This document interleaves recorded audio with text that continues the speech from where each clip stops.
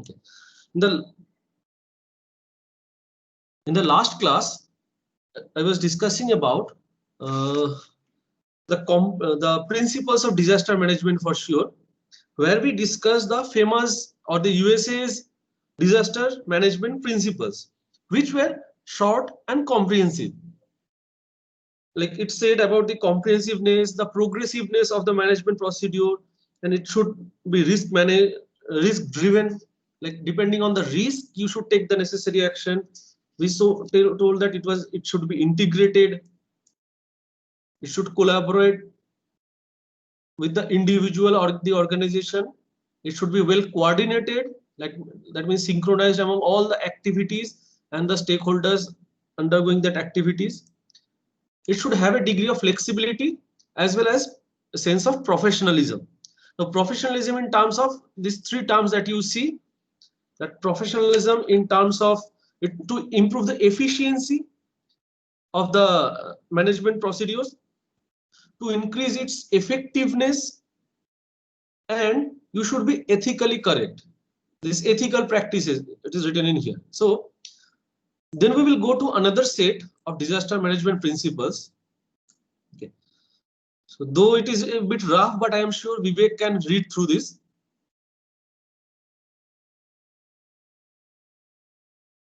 Vivek, can you read through this particular section?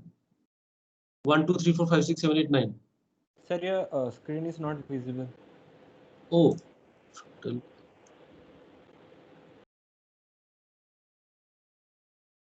Still not visible, I guess. Yes, sir. No, it is not visible right now. I had the same problem yesterday. No, though. sir. No, sir, not visible. Okay. So what to do? What to do? Let me pull up the file from.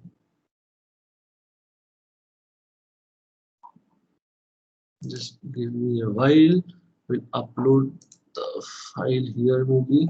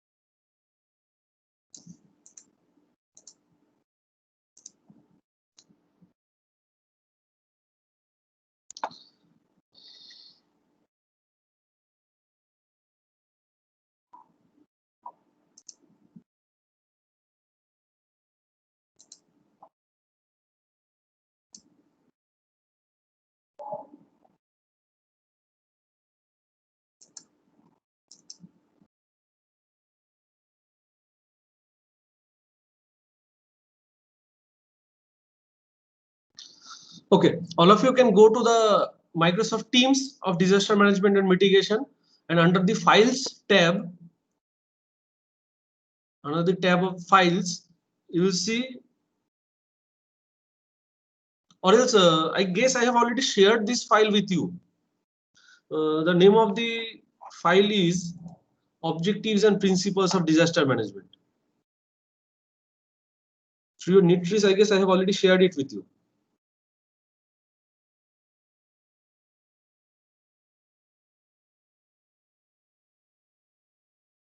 Yes, Am I audible? Yes, sir. Vivek? Yes, Can sir. Yes, just, sir. just go to the Teams. Sir, this PDF I'm having. I guess everybody should be having Objective and Principles of DM. Yes, sir. Okay. Yes. So you do something, you just go to the 5th page.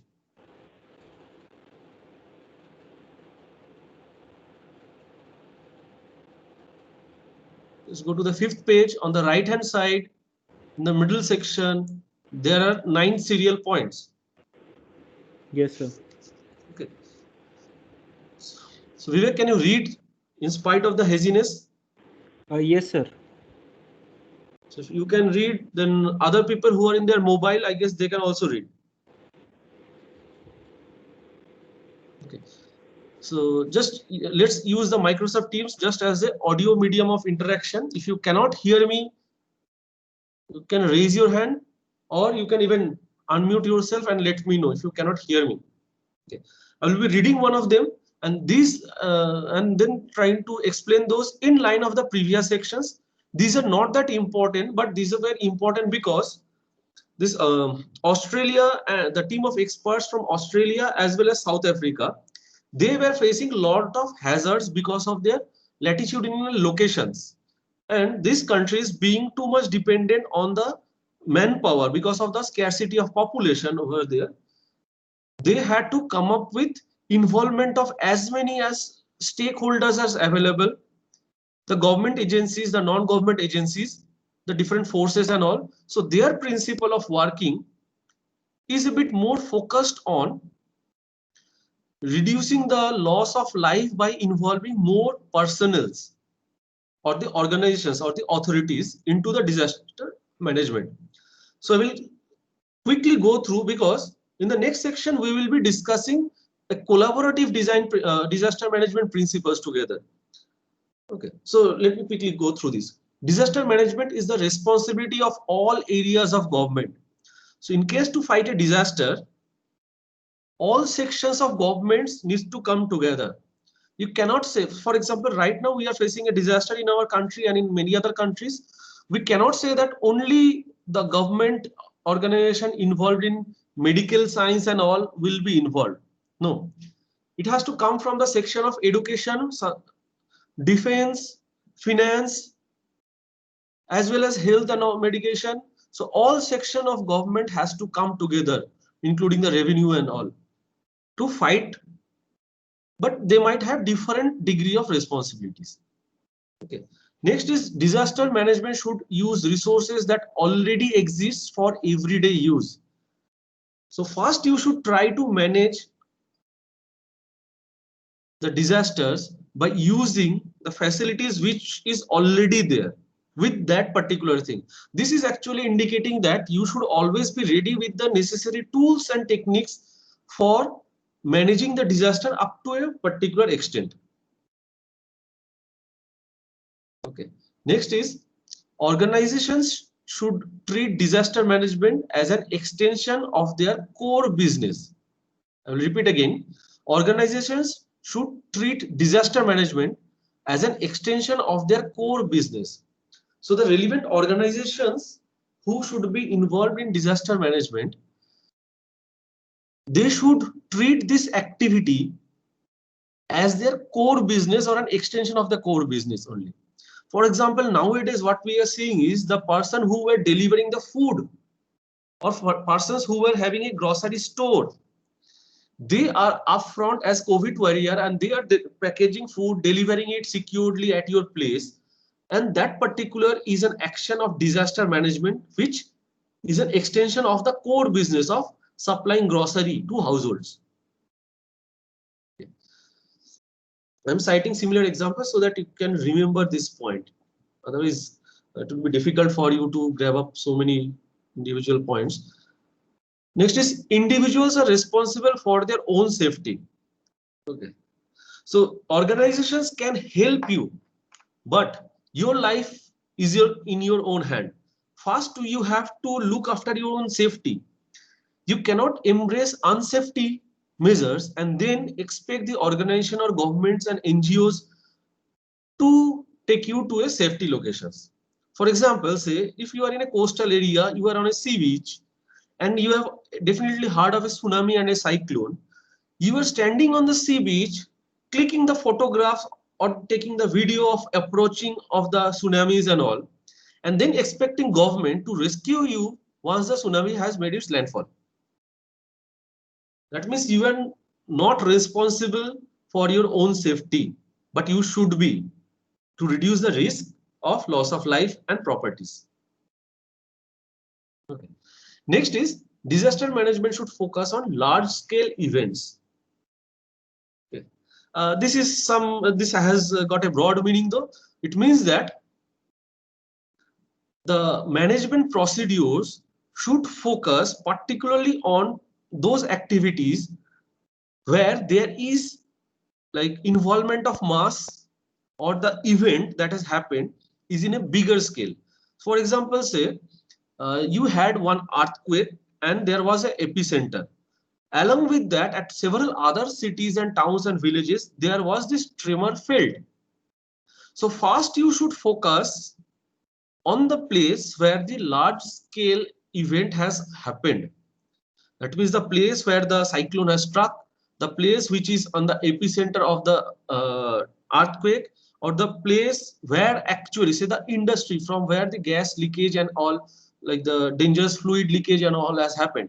So first you should stop it. First you should focus on the large scale where maximum damage might happen at the same quantum of place, the same area, more damage can happen. Those places has to be focused fast. Next is disaster management planning should recognize the difference between incidents and disasters. Well, it is something like a glass of water fell from your hand, okay, and a glass of water which was hot water fell on from your hand. So if a glass of water falls from your hand, it is an incident. But if a glass of boiling hot water falls from your hand, it might become a disaster.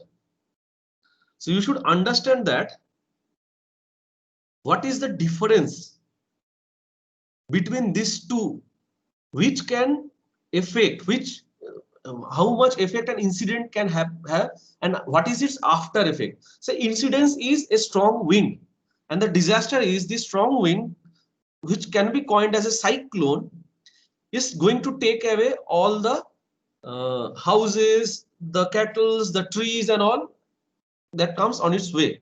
So that is a disaster. So you should plan for the disaster.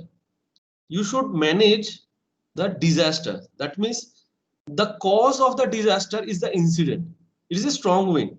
Don't have to fight the strong wind, but prevent the effect of the strong wind or the disaster that happens from the incident. Did you get this?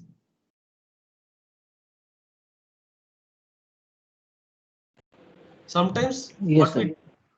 what we do is we go and try to raise our voice against the incident that is happening. For example, say right now, today's hot news says that there are a lot of governments who are going together, joining hands together to trim off the JEE and the NEET, the engineering and the medical entrance exams. Okay, so that is the incident that they will all come together and stage a protest against the government in revoking the exams, the entrance exams. But that's the incident. The disaster that is expected out of that is there will be a huge gathering of people at certain place, if not happening online, because online में तो कोई किसी की बात सुनने वाले नहीं है. So it might increase the chance of contamination, spreading of the virus. It can also lead to necessary police actions where police can charge. There might be a group clash, as well as some people who are supporting this case of holding the exams and all might also be staging a protest against those people who are staging against the exams. So it can also lead to a group clash kind of thing. And last but not the least, there might be police or other forces who will try to get rid of this agglomeration of people. So it might also lead to stampedes and other mishaps. So those are the disasters. Okay, so expecting the disaster is different, and the incident, identification of the incident is also different. Two different things, they have to be identified or recognized differently.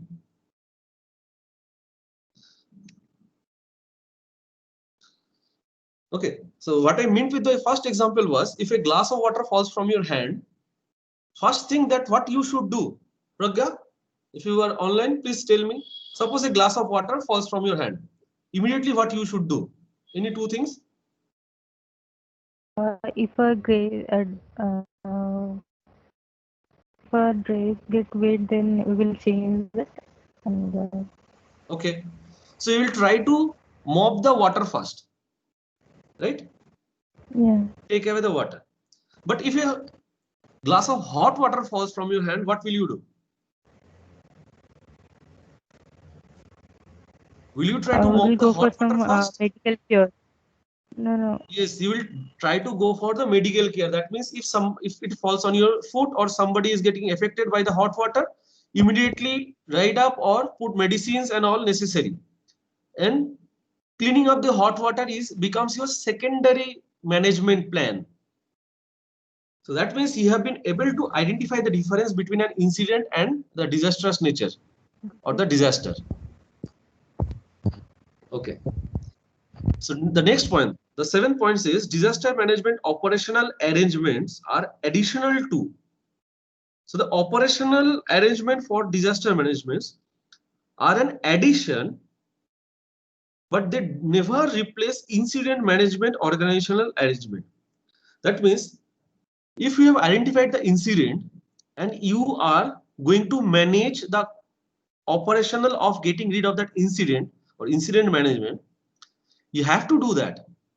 And the disaster management, that means keeping necessary medicines at your home to avoid occurrence of boils and blisters on your skin because of the hot water, should be in addition to that incident management. That means you will not allow the hot water to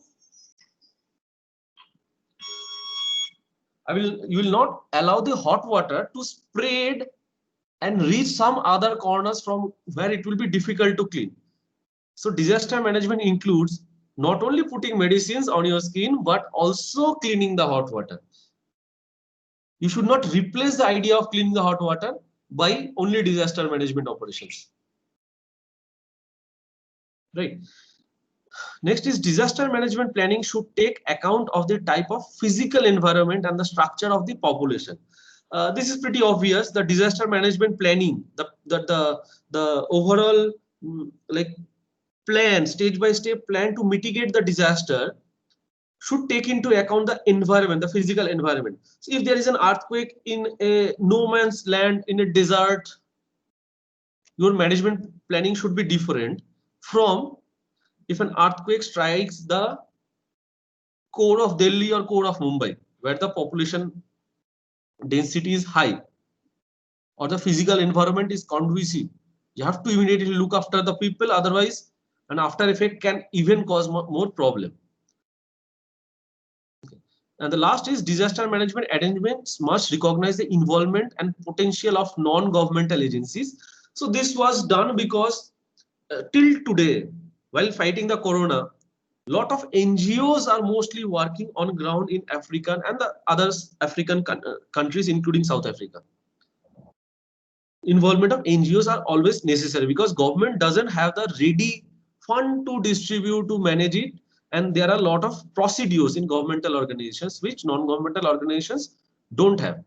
But these are broadly the disaster management principles. So if we can add the necessary extracts from these principles into the previous one, the one by the USA,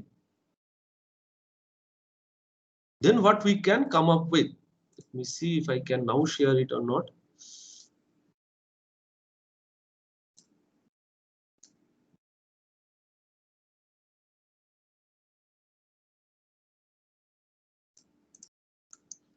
I'll just use the slide for the points.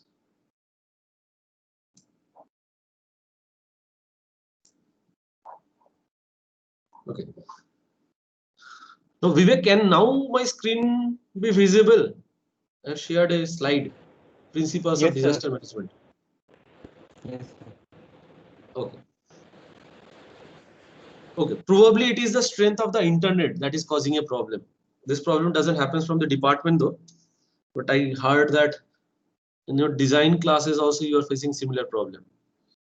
Anyways, so coming to the principles of disaster management, in the handout also it is there.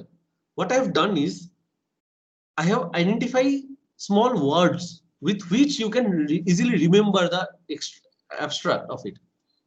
So principles of disaster management in line with Federal Emergency Management Agency, FEMA of USA. It says that the basic function of disaster management is public goods and safety. Okay, so it is one of the fundamental principles. The management that you need to take before or during or after the disaster is to ensure that you are going to prevent its harmful effect on public goods. For example, say railways, trains, airlines, food grains in storage, or trucks and all, which brings up goods, essential goods to you, medicines and all, water supply. These are public goods, essential public goods. So you should look into the factor that these public goods are first protected before the disaster strikes, if possible.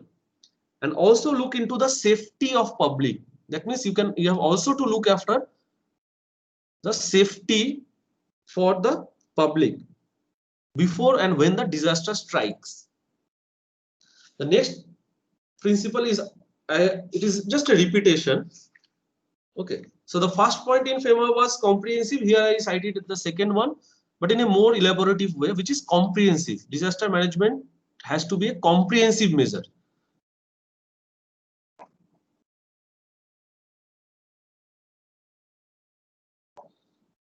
So this means that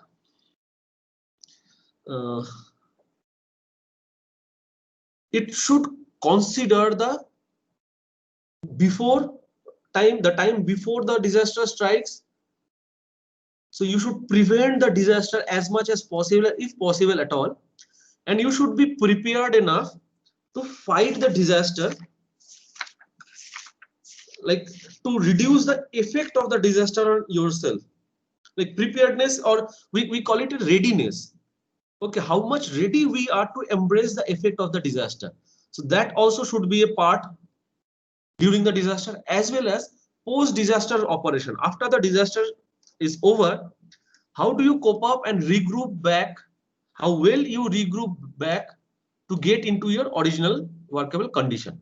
So all these three things has to be considered together in any case of disasters. That's what is meant by comprehensive. Next is, you need to recognize the nature of avoidable man-made disaster. As we were discussing, that man-made disasters like industrial disasters and all, you should have regular audit to avoid, or even if there is a disaster which is a man-made disaster, which could have been easily avoided but was not avoidable initially, you should recognize its nature. It means that what is the scale of the effect that it might have. If you feel that in spite of the disaster that has happened because of a man-made cause, you should not wait to increase the effect of the disaster further and take immediate action. Ethically, you feel that immediately you should go and take the action. For example, say a road accident, which again I am citing, that a person has been hit by a car, which was avoidable, but you could not avoid it at time. So will you recognize the nature? That means he is bleeding and slowly he is going to get into much more problems. So if you wait for a while for proper organizational structure to arrive and take necessary care, reporting and all, ethically it would be wrong. Or I will not say it will be wrong, ethically it will not be right.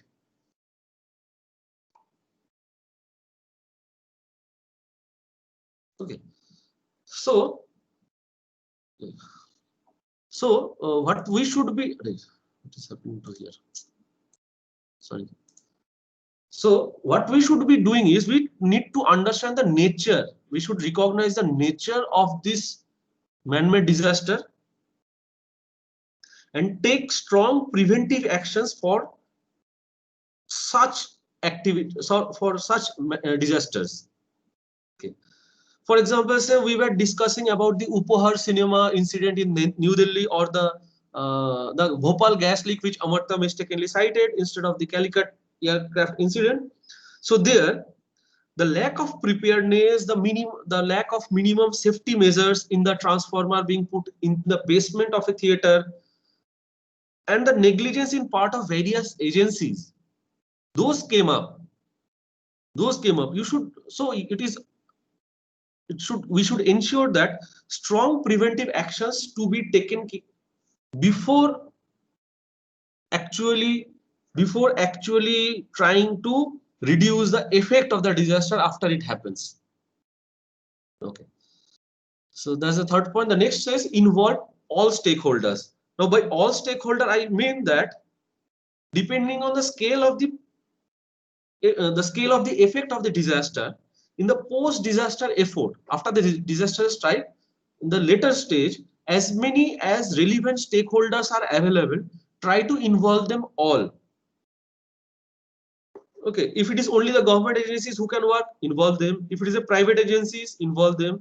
If it is not only the NGOs but the local community as well as individual persons who needs to be involved, go for involvement of all of them. Next is exercise design control over development activities. Now here you have to work as an architect and a planner. So if you know that a particular zone is prone to a particular kind of natural or a man-made disaster, for example, man-made disaster kaise pata chalta hai? You are designing a road. Now road, if you allow it for smooth movement of vehicle, there might be higher chance of disaster if it is not designed in the best way. So as a designer, you should exercise your design control. You should have proper lane marking. You should have proper buffer, because even if at a high speed, a vehicle moving through a highway skids a little bit, it will still have a chance to save itself because the buffers were provided. Buffer means the distance between the edge of the road to the allowable carriageway through which vehicle can pass. Okay, you have softer barriers. For example, say in the median, in the road divider, instead of planting, instead of putting up balusters, strong balusters, which will, I'm sure you have seen a lot of disasters where trucks are stuck in the dividers, particularly in the foggy time of Delhi. Instead of that, if we would have planted trees in the median, how it would have helped you. So I'm talking about disaster control. So first thing that will happen is, if you have a lot of trees and foliage, then when a truck driver is driving and there is another vehicle coming from the opposite side in a different lane on the other side of the median, the light will directly not fall on the first driver's eyes. That's the first thing. So first, there is already an action done to avoid disaster. Now, even if it happens and the truck strikes the median is a road separator, okay, lane separator, then the persons inside the truck will fall on a softer cushion bed, which are the trees. Right. So still, even if the disaster is not avoidable, loss of life can be avoided. So similar other design control, like we will be discussing, like earthquake resistant structures, cyclone resistant structure, flood resistant structure, and maybe sometimes I get an option to go through your design where we will be designing these roads and all through your sites and all. So to avoid conflict of train, we have signaling system. To avoid conflict of airlines, we have this air traffic control system and some other systems also. So similarly, a lot of road signals, signages and all are there to avoid man-made disasters on road. So we should have a comprehensive idea about specific design controls over the development activities. That also includes zoning. When you zone your site, the site zoning, अभी शायद चल रहा है तुम लोग के site zoning होने ही वाले हैं in your design. You should do it in such a way that not only accessibility, but if there is your site, your hospital site is very close to a bypass road to the national highway.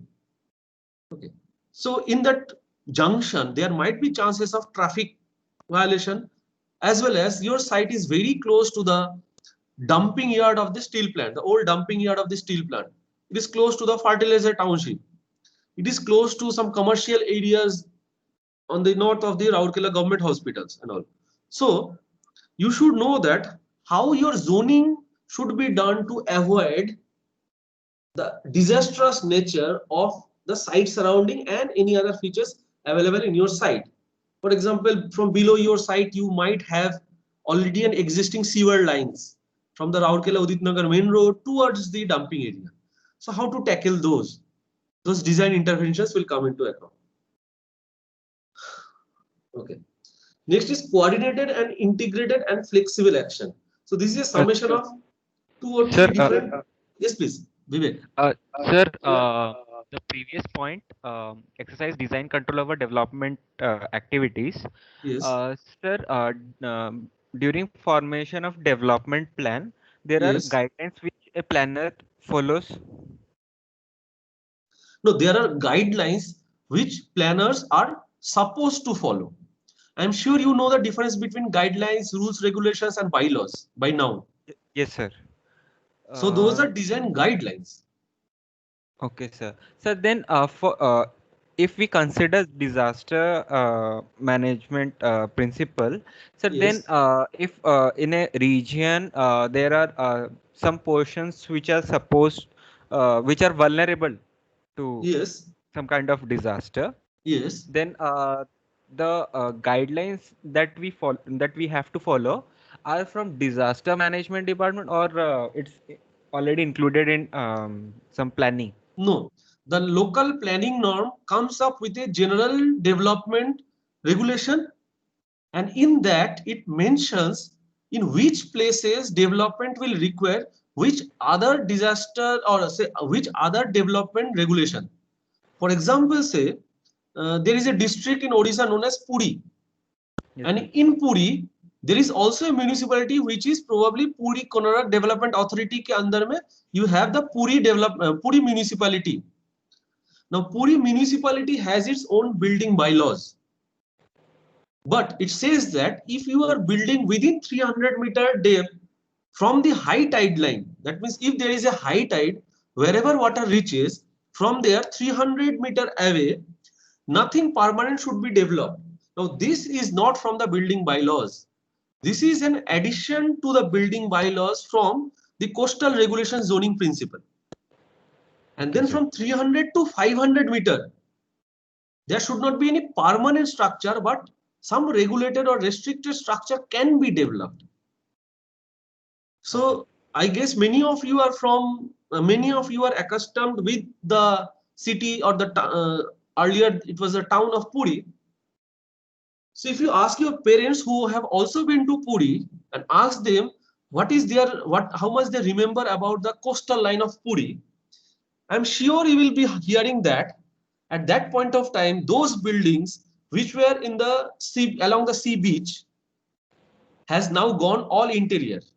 But how can buildings go into interior? It has not happened. It has only thing that has happened is the sea line or the high tide line has receded. It has gone away from the coastline into the sea. So now more area for development has come up. Okay. So there should have been some more local jurisdiction, which is also there. There is few more rules along 100-meter depth. That means from the coastline to somewhere close to the Puri Jagannath temple. Along that route, along that depth of development, there are a lot of rules which are additionally to be followed beyond the Puri municipality building bylaws. Okay. Yes. So you don't have a choice to select any one, but you have to design such comprehensively that none of the rules and regulations are what to say are like what can I say? You have no authority can come up and say that you have avoided the building bylaws and develop something which is beyond the development control. For example, you will come and say, I have designed according to Puri Development Authority's building bylaws. But why are you asking me to do all these additional things like planting trees in the sea facing side and all? that will reduce the view of my hotel that I am designing? No, because those are additionally given from some other coastal regulation zoning. So in that particular zone, some more design control or design regulation has to be followed. Similarly, in case of earthquake, when a particular area which was initially on a lower dangerous seismic zone is getting transformed into a higher prone or higher dangerous seismic zone, immediately lot of other building regulation, like it gets added as an appendix. So if you are designing in this particular location, you have to abide by those additional building rules. I'm sure Vivek, you are aware of this Korba building bylaws under the Korba Development Authority. Yes, sir. So there, if you are developing a house or expanding or doing any modification in the house, which is right now in the old Korba town, which is above a closed underground mine, Yes, sir. then you will see that there is a shortage of FAR. There the FAR is still 1. Okay. And if you go beyond that, the FAR is 1.25 or I guess 1.2. Or in some places, the commercial bills, these are 1.5. So these are done in local level. Local level. They prepare their bylaws in local level. But development regulation has to be in a broader level. Okay, sir. Hence, your DPFI can be eligible in any urban and regional urban areas or rural areas of India, all throughout India, for planning across India. But that doesn't mean ki you will go to a particular place where there is a specific dedicated design control guidelines and you will still be following your DPFI only. You have to follow your DPFI, but along with that, you also have to follow something else. Hence, you are an architect and not just a diploma holder who just replicates the UR DPFI guideline.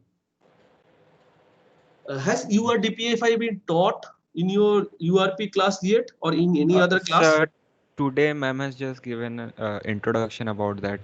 We will be studying in further classes. Aaj class, okay. Just an introduction. So just a coincidence. So yes, sir. If I guess all of you are not having this URP, some of you are also having this energy efficient architecture. So please have a discussion among yourself that what URDPFI is, because other than knowing what it is, you might face difficulty in facing the design in your 9th semester. This is urban design. So there urban design guidelines and urban planning guidelines all comes together, as well as it will help in attending certain few number of questions during your GATE exams. Yes. Initially it was UDPA5, now it is URDPA5. Anyways, can I continue, Vivek? Are you clear? Yes, sir. Anybody else has any other question? Okay. So next point says coordinated, integrated, and flexible action. So coordination and integration comes up only if you have a clear leadership. So a disaster management cannot be organized, a management of a disaster cannot be organized if there are multiple leaders, everybody coming up with different options. So sometimes it should have a clear leadership. That means there is only one person who is coordinating and integratedly taking the actions in a flexible manner, so that the line of control, not the LOC, but the way in which the control over the actions against the disasters are executed are already integrated. Like addressing with the disaster management strategies in one location should not pose problem for a different other location. Okay, it is something like a building has fallen because of an earthquake, or few building has fallen because of an earthquake. So what you are doing is you are bringing in a bulldozer, taking away all the debris and pouring it in a place where there was something else to be planned. For example, say there is a pond which was used for pisciculture, or there is a lawn where there were a lot of gardens and something important was planned over there. So you don't dump it over there. That is known as an integrated development. So you should plan key कहां से शुरू करूंगा और कहां तक खत्म करूंगा. And if you have this coordinated management, it will also need a clear line of communication. That means the leader should not, or I will not say should not, is not expected to give instruction to the person who is working exactly on the ground, but leader will coordinate in a hierarchical manner.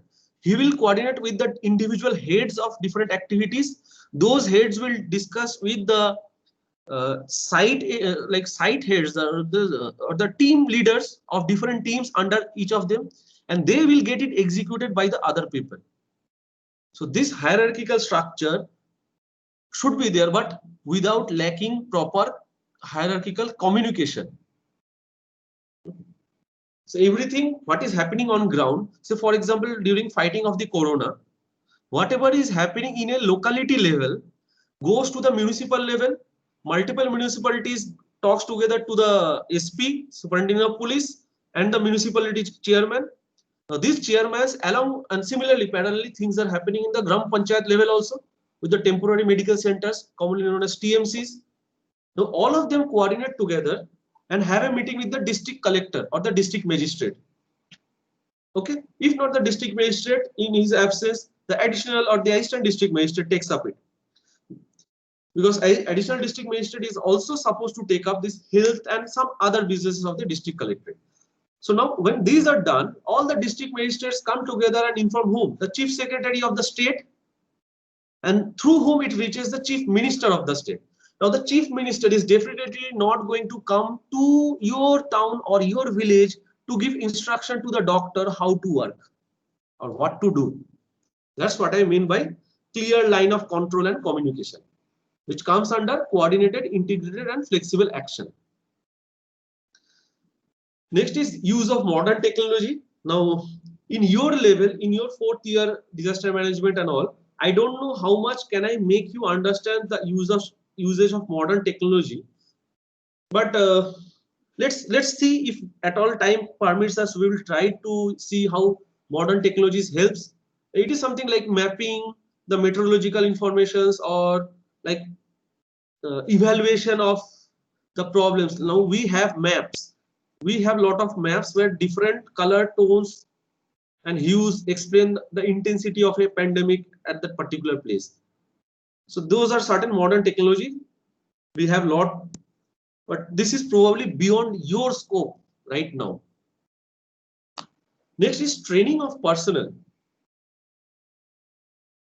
So from community level to volunteers and managers and all, disaster management initiative should provide for training of necessary personnel. Like this has to be organized in different levels for sure, which you have just understood from the this coordinated, integrated, and flexible action point, that you need trained people and everybody should be trained in different activities, in different coordinated activities. Like the team leader should be taught to be a team leader, as well as he should have an idea of all the different members working under him in different aspects. He should be aware of that. For example, say in case of an architectural management, disaster management through architectural policies, you should know that what a structural engineer should help you out with, or what a ground engineer should help you as an architect with his example, with his knowledge, or how a plumbing in charge should help you out in case of an earthquake. So he will say that mode of horizontal pipeline planning and all is more efficient than a vertical planning of pipelines in case there is a disaster. Okay. So that's about training of personnel. This actually improves if you have better trained or well coordinated trained personnel. It improves the effectiveness of the management action. Okay. The last is professionalism in planned implementation. So here we will be again repeating the same thing, which are the 3 E's: efficiency, effectiveness, and ethically correctness. The 3 E's are efficiency, efficiency in planning and implementation, effectiveness of the implementation, or how effectively, like you have a lot of resources, but how effectively you can get those reached to the destined location. And last is ethically correct. For example, say if you have a bottle of water and you see there are two persons thirsty, to whom should you give the bottle of water? If I ask this question, from this particular line of professionalism or planned implementation, can somebody come up and say, there are two thirsty people in a famine place and you just have one bottle of water. So to whom you should give? Sir, half each. Okay. So if you are giving half to each, then it is ethically what you feel correct. But effectively, you should try to find out who is more thirsty or who has passed through more time, and you should get more proportion, like divide it not into half and half, but you distribute it among both of them should be your answer. You distribute the water as needed in both among both the people. So this is because I have said you two. Suppose you are bringing it in a tanker of water into a locality where there is a disruption of water supply. So now will you count the number of heads and divide equally? No, you already have a track of the family sizes by a survey which was earlier done. So you go from door to door and distribute that much proportion of water from the tanker to that particular house. So that is ethically correct as well as efficient also. So if somebody has a one member in their house and somebody has 10 member in their house, and ethically, correctly or professionally you are distributing, you have got a valve which keeps on moving from at a equal frequency, and it gives up equal amount of water to every household. So there will be loss of efficiency in some building where there will be wasted water. I generally give a different example while I talk about this efficiency and effectiveness in managing. I guess you have seen that in different cities, particularly where there are metro rails or there are barriers, or wherever you have to punch in your card and there are three sticks which rotates. Can you recognize what I am talking about? Let me find Yes, out. sir. Yes.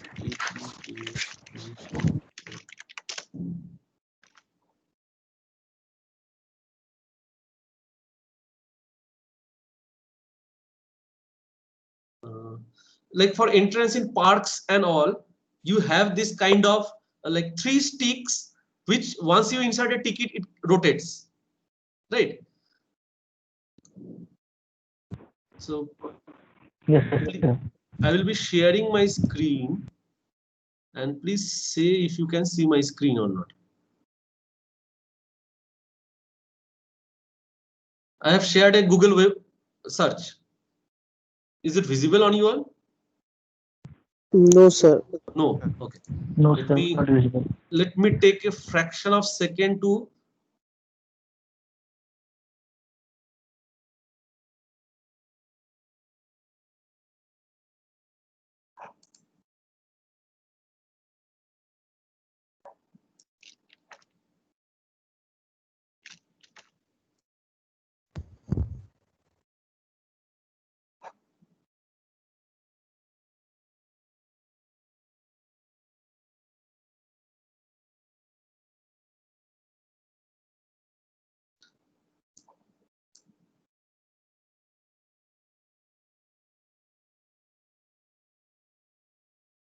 okay.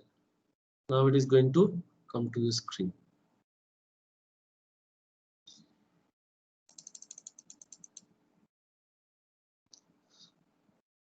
Can you see my screen now?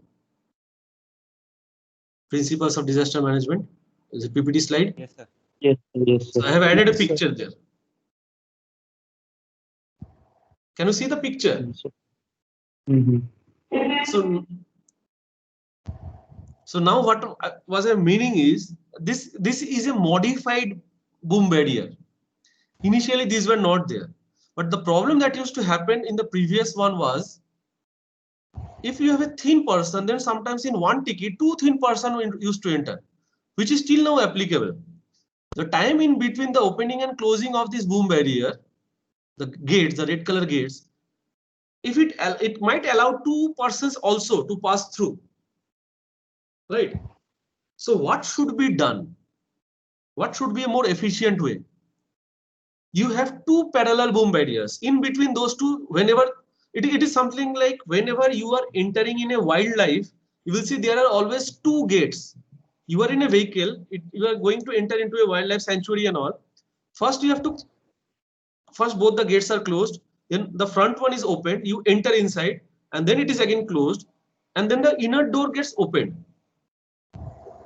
and then you pass inside. This is done to prevent any unwanted incident happening, like say a tiger or a bear comes out because both the doors are open. It will never happen.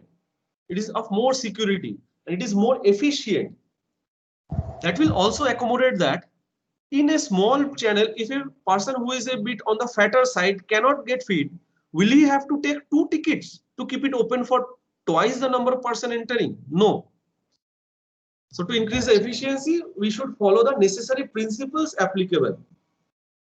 So in your design also, you should feel like for in the house that you are designing or the hospital that you are designing, the lift will be used by person standing, person sitting in a wheelchair, or person lying in a stretcher. That improves the efficiency of your design. Okay. So these are the principles of disaster management. So if you remember only this 9, the words enough, and then you use the description of these from the handout that was given to you, you will get a more or less comprehensive idea.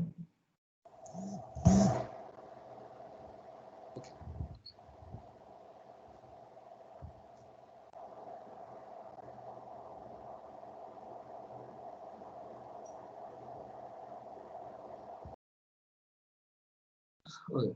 The next are, see, when we were discussing the difference between normal business management and a disaster management, we said that probably the only things common between the two types of managements are the planning, organization, implementing, and evaluation.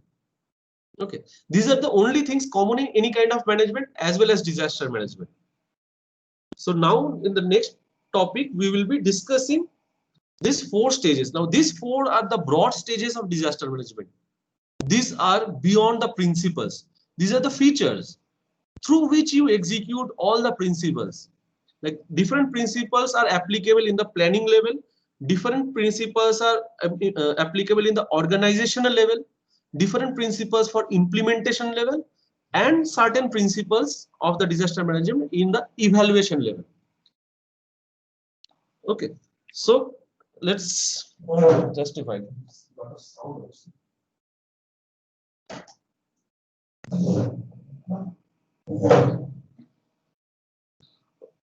Okay. In my neighborhood, they are drilling the soil to plant in trees in the hillside to avoid landslides and all. I don't know, suddenly in the monsoon, why they are more eager to do the digging and all. They should have done it before. But anyways, please, if a disturbing noise is coming up, it can't be avoided. I don't have a control on that. So, like, what is planning? Planning as a part of disaster management or any basic management is actually deciding in advance what to do or when to do and how or how much to do. Okay, somebody who has done this architectural conservation also, there also this strategy was there that first you need to decide beforehand before intervening. The building is falling. If it is a heritage building, then it is conservation. If it is not, then it is a disaster management, like managing the disasters. So the building was falling, a disaster was upcoming. So in advance, we need to decide what to do. So which steps need to be followed, that you have to decide first. And which step has to be taken care of when or implemented at what time, that is when to do, the second question. And the third is, okay, ज्ञान तो दे दिया कि क्या करना है और कब करना है, लेकिन कैसे करना है, how do you need to get it implemented. Okay. So if you are a good planner, or if your disaster management plans are comprehensive and integrated, then the bridges in between these three questions, the two bridges, that what to do and when to do, will be clear, as well as when, how to manage or how to tackle the disaster is also getting bridged. So it is a futuristic action. Like, planning is a futuristic action based on lot of assumption that these may happen, that might happen and all, which may not be the reality. But the more efficient planner, like by planner I don't mean you as an urban planner, I mean that you are an architect who is just planning to tackle a disaster. That will mean that the better planner, or the better, you are a better manager, you are a better disaster manager if the assumption of the effect and the reality which you are facing are very close to each other. That means that it was sounded that on a particular day in May or June there will be a cyclone which is in the Bay of Bengal right now. It will make its landfall in the coast of Balasore and maybe the Midnapur of West Bengal, which was heard of. And accordingly, those particular places took the necessary action. The organizations and the individuals, the people and the disaster managers took the necessary action. They evacuated the places, put people into solid grounds, took care of the cattle and other animals, asked the fishermen not to go. But when it actually landed, when the cyclone actually landed, if you see that whatever was assumed and what has actually resulted are very close to each other, that means the actions that you have taken, assuming what is going to happen, is probably the best of the planning solution. So a good planner is essentially, or the good planning is essentially a thought which translates, or which when translated into reality, it eliminates the confusion. It also removes the uncertainties and risks and wastage of resources. So if you are a good planner with experience, definitely, or with good knowledge, or a combination of experience and knowledge, you can be a better manager of disaster. So starting from before the disaster strikes to after the disaster has happened and you are rehabilitating people to their original condition, the total planning procedure should eliminate the confusion, remove the uncertainties, as well as reduce the risk. So risk reduction, okay, risk reduction is an important thing, which is commonly known as mitigation. Like our subject is disaster management and mitigation. So mitigation actually means reduction of risk. Okay. Sorry, necessary clicks. So the next is organizing. Okay, so organizing is a verb, remember. So organizing is actually the process of equipping the agencies with human resource, the materials and tools for proper planning process. So if you are clear with the planning, you should organize in such a way that necessary agencies, government ho, NGO ho, local individual ho, community volunteers ho, everybody is equipped with proper human resources. Matlab, the young, in case of a cyclone, the young people are working in the village area, but the old and the childs or the women are shifted to a safer location. So already, without handing over the tools and all, you have taken the necessary action in organizing the human resource. Next is the material. So if you, in case of a flood in a riverine belt or in the coastal area, if you know that there is excessive erosion that happens because of the flood, you should be having necessary like sacks full of mud and sand and debris and all to avoid the bank erosion of the rivers. I guess people, those who are living in the states where there are a lot of backwaters and all, which are affected by the high tides and the low tides, they are equipped with these bollards, groins, sack of sands and clay, which they put by creating a temporary diversion or temporary barrier. Okay. So that's about the materials and the tools for performing the planned process. So your ultimate aim is you have decided a goal as per and you are executing a plan and organizing the necessary people with the tools and resources so that the plans get properly executed and you can achieve the goal of proper disaster management. Then so the organization is not restricted to providing only the resources. There are many facilitating mechanisms that need to be developed for interaction among resources for achieving the goals. So the first set can be, if you are having the handout, you can open it. It is page number 126. On top it is printed, the handout that was shared with you in the Nutris. So on top there is one page which is showing page number 126 and 127.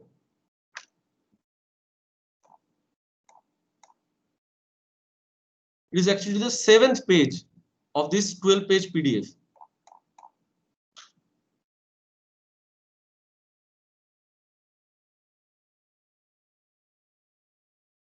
Amartya, do you have that particular PDF?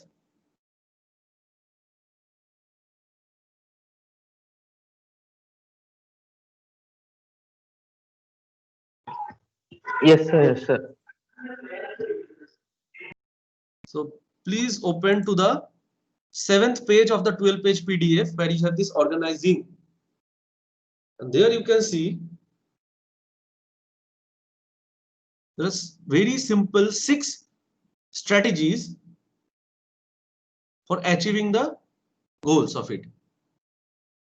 Identifying skill sets and people for staffing, or means you should identify that who are capable to do which kind of works. Next is identification of specific activities and identifying people and leaders for them. So what activities needs to be done and who are the people, those who are going to organize it.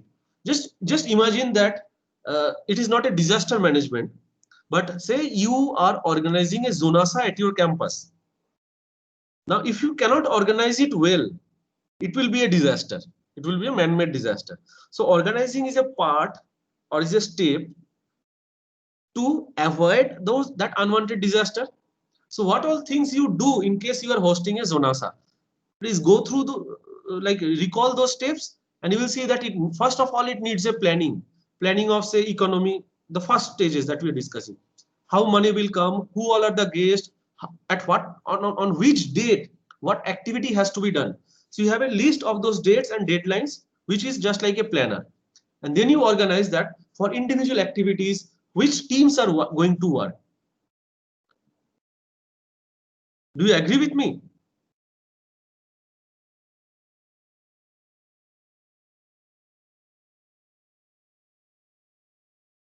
कहा है हमारे college का अभी तो UD भी नहीं रहा, अभी तो प्रेसिडेंट हो गया.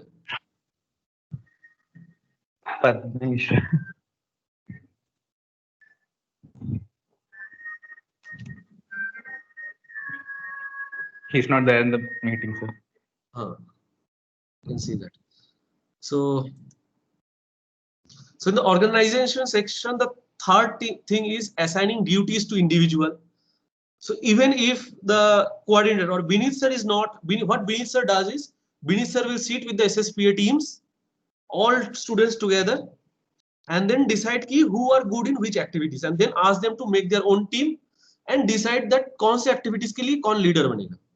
Because identifying people is fine, but talking to all the people is not humanly possible. So now every leader is given some duties, which in turn comes up as smaller duties for every individual of the team members. And then there has to be a good communication system. That means how frequently and in which mode you should be communicating with your leaders and those leaders with the organizers. Next is setting up reporting system at various levels. Okay, I have discussed that in the communication system itself. Okay, I can add to the communication system that once you have a huge organization, we have a lot of say WhatsApp group or Facebook group, or social groups for communication, as well as we have telephones with particular leaders only. like Binit sir will not have the contact number of everyone, but he will only be contacting necessary person. And if there is a power outage, how to contact, you have to have a backup for that. So in case of disaster, natural disaster, there will be this kind of problem: no power, no electricity, no fuel. So how to organize those? This communication system. And the last is authority and responsibility specification. So which authority is authorized to take up how much of responsibility, that needs to be specified. A good organization has minimum overlap as well as minimum gaps in between teams. I will repeat again. A good organization or good organizing among multiple teams, if it is a good organization, it will have minimum overlaps. That means activities of two different teams are overlapping, but it is minimum, as well as it will have minimum amount of gap. So all four teams are working together, and ultimately those work of all the four teams doesn't encompass the single management. There are a lot of fallacies, lot of gaps. That means it is a problem of bad organization. Okay. The next is the phase where every common man keeps their eye on that. When there is a disaster, lot of decision making models are happening, but how much of it is getting implemented, at which level? Okay. For example, say in case of this corona, we are talking about bringing in efficient equipments for testing more number of samples every day and all. But how many people are actually going to get themselves tested? That's still the question. So how can you implement them?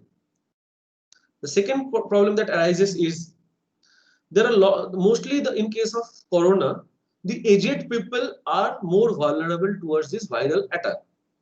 More vulnerable means everybody is getting affected, but the younger has a better immunity to fight against it, but the olders are not.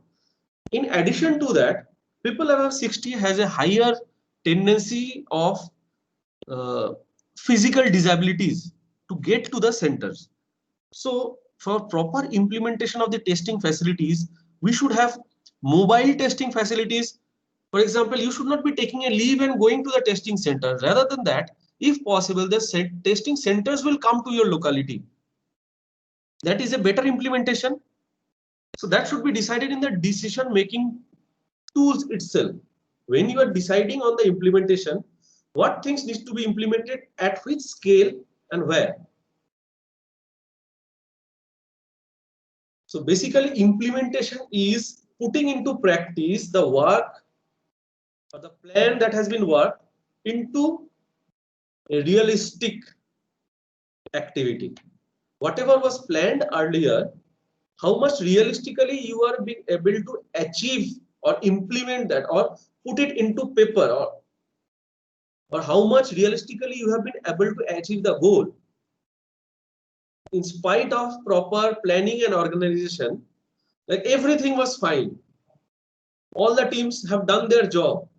And after working for the preparation of Zonasa for 7 days and night, 24/7, exactly 24 into 7 ही काम किए. And then everybody is so tired that on the day of Zonasa, everybody is in their hostel, sleeping, taking rest, getting out of that tiredness and all. So you understand that there is still going to be a disaster because you are not in a phase to manage it. Did you get me? समझ में आया? Implementation का importance. So in spite of a good planning and organization, still in any business, if there is no proper implementation, like implementation cannot be at one go, it has to be stage wise, step wise, in different quantities. So this implementation is it comprises of certain sub functions. Okay. So the first one, as this author says, is supervising. So when things are getting implemented, it has to be supervised. For example, anything, you are setting up a installation. So a person who is working or who is making a paper horse, or who is making a POP White House, is working and his hands are occupied with the work. But if it is not communicated through a proper supervisor, then who is going to evaluate that, whether it is going to be an integrated part of the overall plan or not? अगर white house बनाने के लिए गया और ताजमहल बन गया, so it is not a problem of the person. You are not going to scold him for that, but we will feel that the person who was supervising the activity has not done his part well. Because sometimes the worker who works on ground, they are knowledgeable, but they cannot decide what to do in case they are facing a problem. So they need to get it clarified by somebody. That is the work of the supervisor. So supervising is a part of implementation. Next is controlling.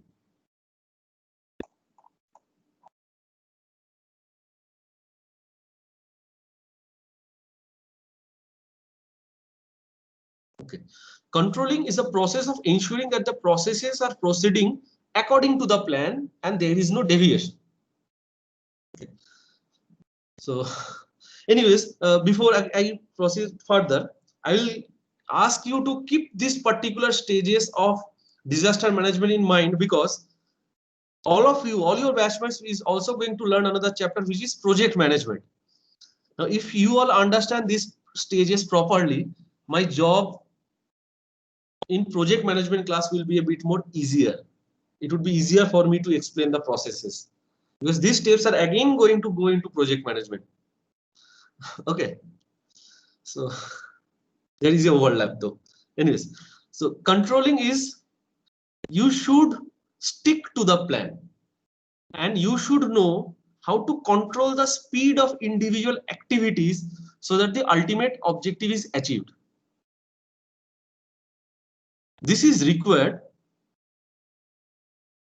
because if you have certain hierarchical stage of construction, say for example, let's get out of disaster management and let's say that each one of you in this particular class has been given a task to construct, like from 0 to 100% to the end, A to Z, you are going to construct some row houses.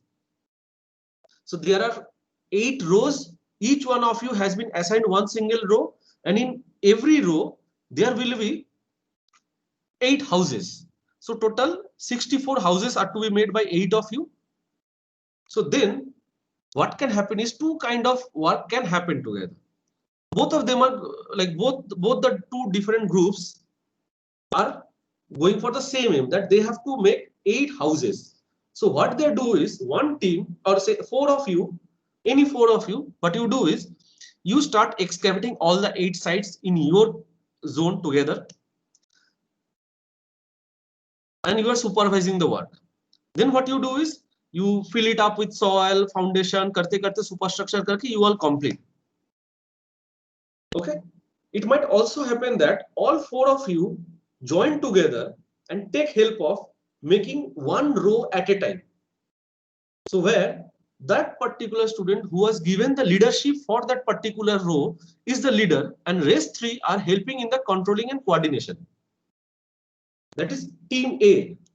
But team B also has 4 other different rows.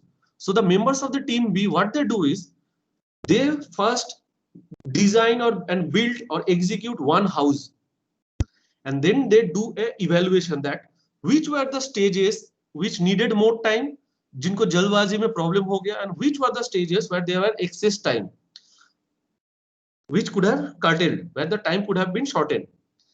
Another member decides that which were the stages during the whole building construction where more people were used than required, and which were the stages where less people were used, hence it took more time. So in that way there is a control, or I will say an evaluation of every stage, and whatever you are learning from that evaluation you are implementing in the second house, then in the third house. So what will happen is, even though these are row houses, there is a chance that for team A, all the houses will look same, but रो 1 के साथ रो 2 से बेहतर रो 3 हो सकता है. First row is made and then you analyze and then go for row 2. But in the other case, for team B, it will happen that all the houses might look the same. They all will look the same. But due to proper evaluation and control over the construction, the execution will become more efficient. So all the houses look-wise it will look same, but the embedded working time, manpower utilization will be more optimum. So there might be higher chance of profit for team B. They are designing row house, all the houses has to look the same, which they have done, but they have made a more profit because they have taken into account the control in the process after repetitive evaluation. So you know that once you join an office which is moderately experienced in a particular kind of job, then you are joining at a particular stage where you are already working as an efficient worker, where a lot of pre-evaluation has been done and you are already working in an efficient stage. Okay. So you should, like being an architect in a construction project or being an architect engaged in disaster management, in this phase of implementation, you should be involved in establishing the standard of performance. You should have a control on the performance of the workers or the organizations and checking their achievements and correcting the deviations if at all. There is a term known as slack. Okay, slack means, say, while you are executing a work, any intermediate stage of work which has a bit of extra time which you can give it in spite of deviating the final ending procedure, final ending time. You are designing a house or you are designing a bridge. So suppose in the construction of a house or in the construction of the bridge, there is a scope of landscape or gardening at a particular point of time. Now, you can, if there is a chance of extending that construction or planting the trees and the gardens for say 5 more days, but that does not hamper the ultimate date of completion of construction, then that extra time that was given to that particular small project is known as a slack, S-L-A-C-K, slack. Now, these slacks are important for ultimate completion. Okay, the next stage of implementation is decision making. So decision making model has been given, but you don't have to get into this particular model where we keep on iterating with new decisions depending on searching for alternatives, evaluating those alternatives, implementing it, evaluating how much efficient it is, and then again going back. It is like a loop of decision. This is a decision taken by the second group of people, the B team, those who searched out for alternatives, that how to reduce the manpower or how to increase the efficiency of manpower, and then they took the decision that how the houses should be designed. So probably the last houses that were built were the best houses that were built. Okay. और बाकी के जो implementation में जो चीज चाहिए होता है, that is nominal though, a motivation. Okay, it doesn't need any discussion, but sometimes a motivation in terms of a reward or a monetary prize and all, like it takes the best out of you, or it helps in building the best attitude towards managing. Like this NDRF team or the soldiers who are fighting in the border, they need something for a motivation. Like only patriotism is may not be always that much motivating. They need something else, some recognition. So the sports person who are representing the country in these Olympics and Asias and Asian Games and whatnot, but some of them are motivated by giving this Arjuna award or some other awards and all. So this is a sense of motivation to bring out a better performance out of this. Better performance means better implementation. And then leadership. So leadership is a bit difference from supervising. Supervise means to observe and leadership means to guide. Okay. So generally a supervisor is an expert in supervising the work. Like he knows who does best which activity and he plans for that. A supervisor does that. But a leadership is a leader who might also be a worker on ground and he is working and people are learning or people are getting inspired and getting guided by his action. Okay. For example, say the medical officers and all, they are constantly keeping a track of the news of the spread of this coronavirus. So they are supervising it. But a virologist who is working for 24 hours in a virological lab is a leader, because whatever he is coming out with, the other virologists or other students in microbiology and all are getting interested, and they are all coming up together for an efficient management. The other thing is a good communication system. So this is implementation is basically like achieving the principles, some of the principles only, which is proper communication system. So it is generally a top to bottom communication as well as a reverse communication depending on the disaster. Okay. Next is coordination. So like coordination and communication should come together. So coordination among from the leader or supervisor to the person who is working on ground has to be there, because we know that the principles of disaster management says coordinated, integrated, and flexible action. Okay.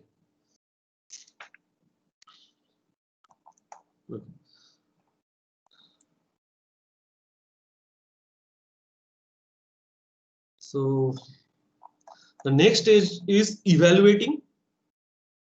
Now, evaluation can happen not before a disaster. It can happen during a disaster or after a disaster. Like if it is a continuous disaster that is happening, you can keep on evaluating the process, like what is good and bad. Make a chart of it. Like evaluating is a SWOT analysis: strength, weakness, opportunity, threat analysis. So a management policy which was taken up, how good it was, how efficient it was, or how bad or inefficient it was, you analyze those and you change the implementation procedure, you change your decision and come up with a more efficient solution for the management. So for that, the necessary means for evaluating is establishing of standard of performances. For example, say you are a salesperson who is selling cars in a showroom. So if your function has to be evaluated, that means what will you do? Somebody who can come up who has purchased a car and who has seen the salesman who sells the car, how are their performance evaluated?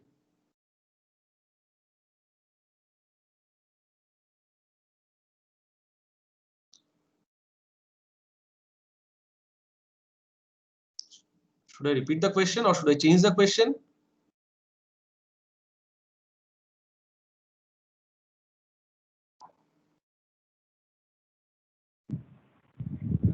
Sir, can you repeat the question? The question that he asked was, suppose you have gone to purchase a car and there are 4 salespersons. So to whom you should approach?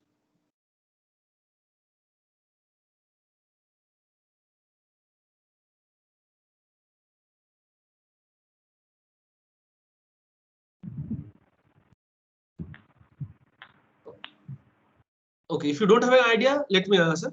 What we do is we go to the showroom, and in the showroom we have a chart. The chart shows the names of the sales representatives and their achievement over last quarter or last few months or last few weeks or last few days. Upon seeing that, we interact with the person who, through that particular evaluation, evaluation on the basis of the standard of their performance. कौन कितने मीठी आवाज में या कितना ज्यादा knowledge है उनको, so that they have got more number of customers. So with that particular standard of performance, we try to evaluate and then go to that particular person only. Next is, now this tools of evaluation is a very bad tool, because somebody who is new in a business, who is learning, might not have that many number of sales.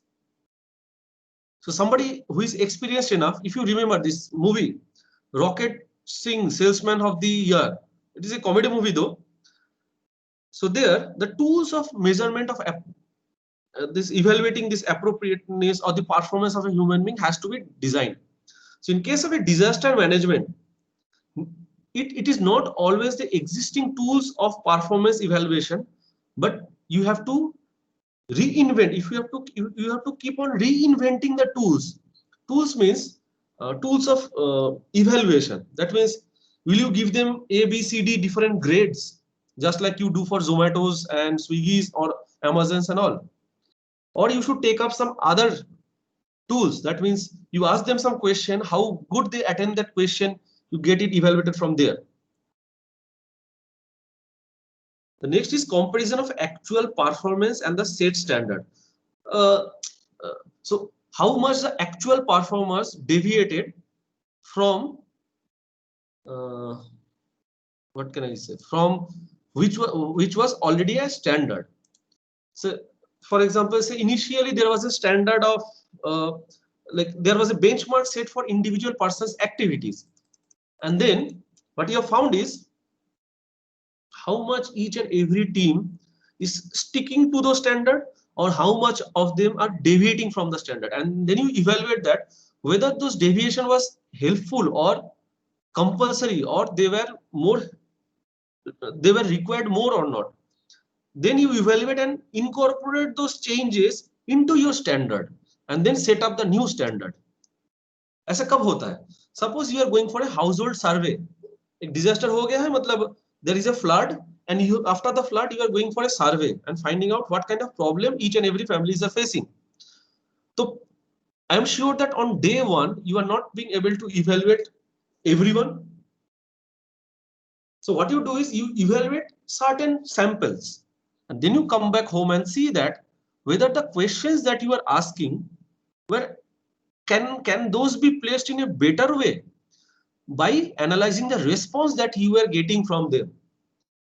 The response that you got on the first day helps in your evaluation whether those questions are okay, or you can modify those questions to get better response on the second day or the next day or not. That is known as evaluation. So you compare and find out that which are the best Sorry, today I fixed 3 o'clock as the time for ending the class. It is already 3 o'clock, but let me just wrap it up. Comparison of actual performance and this set standards is what gives the evaluation some value. Next is determining deviation in the different stages of the activities. If there is a deviation from the actual standard with the actual performance that has happened during the management, you should quantify or qualify those deviation and evaluate those also, whether those are helpful or not. And fifth is taking corrective action to eliminate the deviation. If during evaluation you see that these deviations are causing problem or is not helping in your proper disaster management, what you should do is you should take necessary corrective actions for eliminating this kind of deviations. Okay, so today I will end up here. Tomorrow I will recap and all these things, and then if you are having this handout, you can leisurely go through in say you take 10 minutes of your time and then go through the skill sets of a disaster manager. It is in which page else? In the same PDF. It is in the 10th page. So the 10th, 11th and part of the 10th and 11th page talks about what should be the skills of a disaster manager, the person who manages. A person who is a manager has to be efficient in all the activities. He should be a good coordinator and what not, a good evaluator, a good planner, a person experienced in implementation also. So evaluation of a good managers के बाद, please go through these points. These are all bullet points. Okay. So tomorrow we will have a recap, and after, let's see how much we can complete tomorrow, and then we will decide कि next week में disaster management का classes कैसे होगा. Probably I will give you some time to breathe and digest whatever has been taught till now.